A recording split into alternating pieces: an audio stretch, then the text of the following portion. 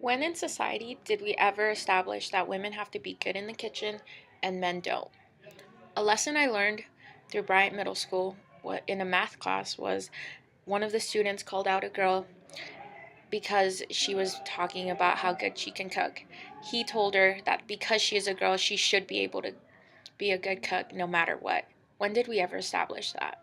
Any microaggressions, no matter if it was intended as a joke, who it came from, or who it was to, should not be tolerated at any point whatsoever.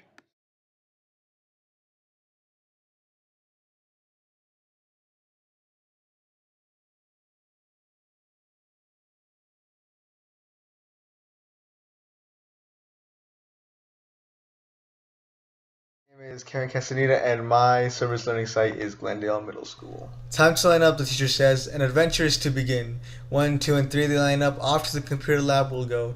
We walk down the silent hallways that hold many stories of students that have walked in them.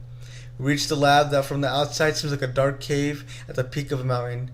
As we walk into the lab, we see rows and rows filled with computers waiting to be used.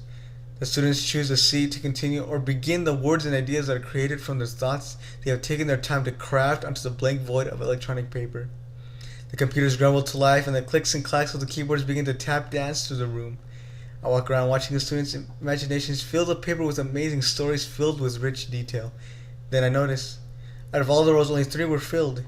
One had all the Latino students sitting together, speaking their first language, Spanish, and connecting with each other.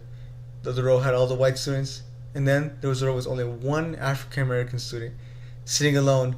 Not a word he spoke, but so much to tell the stories he could hold. They were sitting together, but not only the color of their skin, but because the force that attracted them together was their background, stories, and experiences that they could share with each other and relate.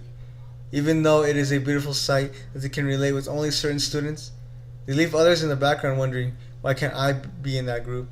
Why does someone have to be left out and go unnoticed? It's as if these 3 groups of students are separated by invisible barriers that they can cross, but choose not to.